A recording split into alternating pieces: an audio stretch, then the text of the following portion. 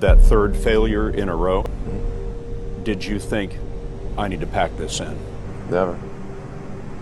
Why not? I don't ever give up. I mean, I'd have to be dead or completely incapacitated. He has been referred to as the real-life Iron Man. He is the co-founder and CEO of Tesla, CEO of SpaceX, founder of The Boring Company, co-founder of Neuralink, founder of PayPal, and co-founder of OpenAI. According to Forbes, he is the 20th richest person in the world with a net worth of about $31.8 billion. He is Elon Musk, and here are his 10 rules for success. And then just work like hell. I mean, you just have to put in 80 to 100 hour weeks every week. Gosh, and that's then a lot of work. All those things improve the odds of success. Okay.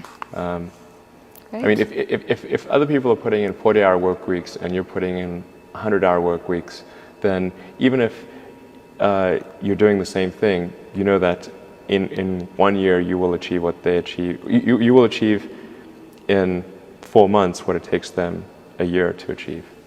Okay, I like your work ethic. So, all right. Thanks. Elon. You need to work, depending upon how well you want to do, and particularly if you're starting a company, you need to work super hard. So what does super hard mean? Well, when my brother and I were starting our first company, instead of getting an apartment, we just rented a small office and we slept on the couch. And we showered at the YMCA, and we're so hard up we had just one computer. So the website was up during the day, and I was coding at night, 7 days a week, all the time. And I sort of briefly had a girlfriend in that period, and in order to be with me, she had to sleep in the office. So work hard, like I mean, every waking hour. That's the thing I would say, particularly if you're starting a company. And I mean, if you do simple math, you say like, okay, if somebody else is working 50 hours and you're working 100, you'll get twice as much done in the course of a year as the other company. Have a high pain threshold. That's it. There's a friend of mine who's got a good saying, which is that starting a company is like eating glass and staring into the abyss. Okay, that's generally what happens, because when you first start a company, there's lots of optimism and things are great, and then so happiness at first is high. Then you encounter all sorts of issues, and happiness will steadily decline, and then you'll go through a whole world of hurt.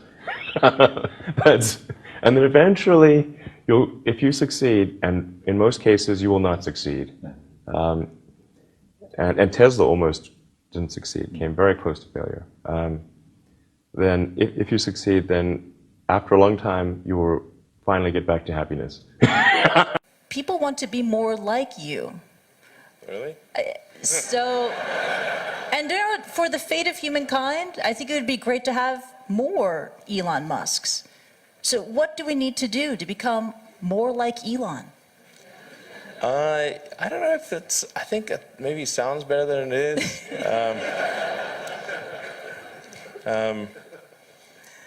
Yeah, I mean, honestly, like there's a friend of mine who's got a great saying about creating a company, which is trying to build a company and have it succeed is like eating glass and staring into the abyss. So, I mean, what tends to happen is it's sort of quite exciting for the first several months of starting a company. Yeah. And then reality sets in, things don't go as well as planned, customers aren't signing up, the technology or the product isn't working as well as you thought. Yeah. And then that can sometimes be compounded by a recession, and it can be very, very painful for several years. So I think, frankly, starting a company, I would advise people to have a high pain tolerance. Yeah. People do not think critically enough. I mean, critical thinking is a skill in short supply, where people take too many things as, they assume too many things to be true without sufficient basis in that belief. It's very important that people closely analyze what is supposed to be true and try to build up try to say, let's analyze things from first principles, not by analogy or not by convention. If you assume things are true by convention, which is actually what most people do, then it's difficult to gain insight into how things can be bettered. So, in any argument or any sort of train of thinking, you want to make sure that the underlying premises are valid and applicable, and then in reaching a conclusion, that the conclusion you're reaching is necessarily driven by the underlying premises and the interconnection between those premises. That may seem like a really simple thing to say, but most people don't do that. So it's really the foundation of rational thought.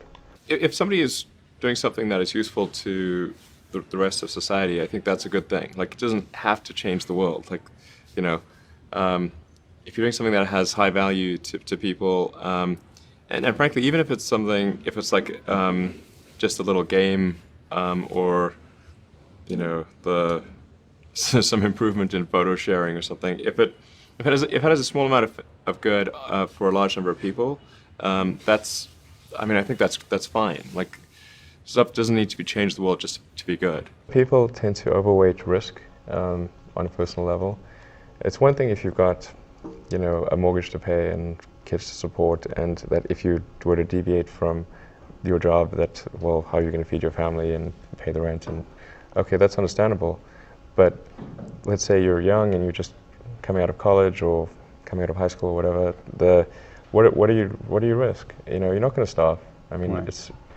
It's really certainly not in any kind of modern economy. It's so easy to earn enough money just to live somewhere and eat food. You could,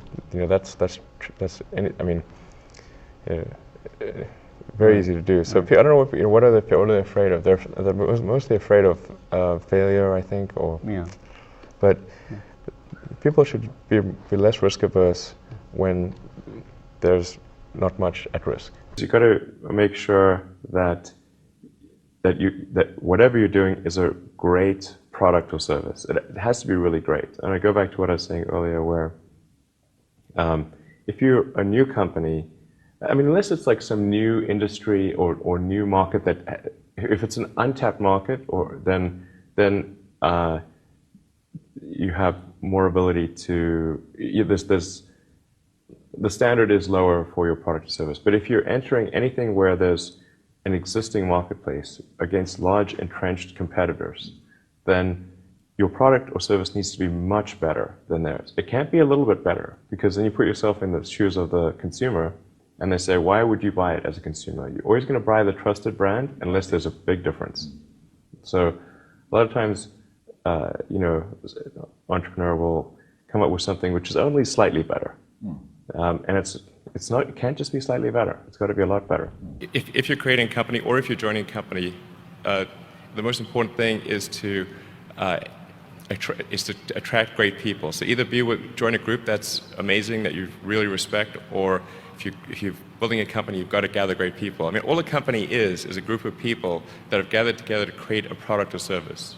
And so depending upon how talented and hardworking that group is, and the degree to which they are focused cohesively in a good direction, that will determine the success of the company. So do everything you can to gather great people if you're creating a company. Constantly seek criticism. Yeah.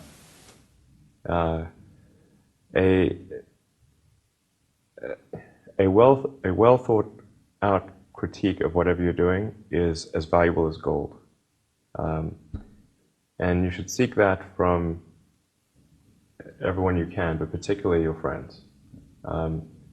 Usually your friends know what's wrong, but they don't want to tell you because they don't want to hurt you. So lift you up, sort of lift your. Yeah. So they'll say, "Oh, I want to encourage my friend, so I'm not going to tell him what I think is wrong with this product." Yeah. It doesn't mean your friends are right, but very often they are right, and you at least want to listen very carefully to what they say. And to everyone, you're looking for. Basically, you should take the approach that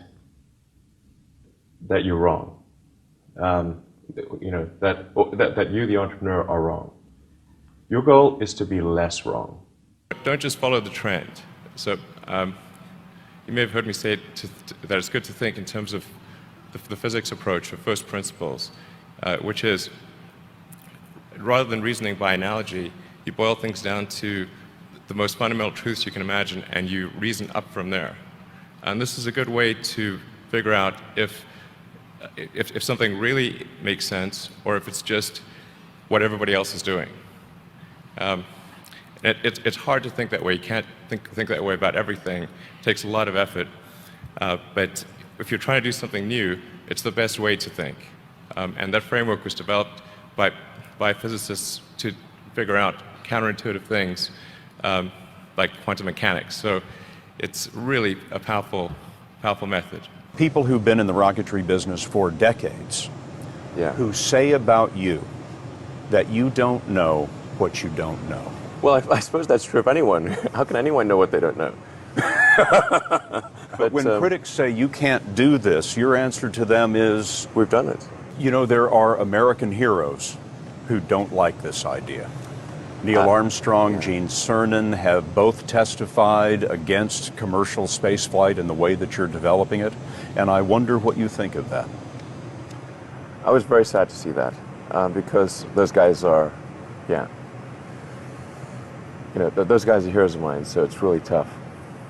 I wish they would come and visit and see the hardware that we're doing here. And I think that would change their mind. They inspired you to do this, didn't they? Yes. And to see them casting stones in your direction.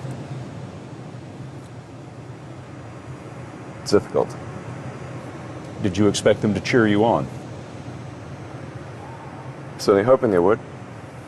What are you trying to prove to them?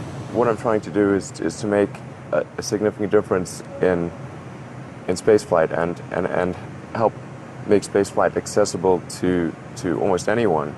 And I would hope for as much support in that direction as we can receive.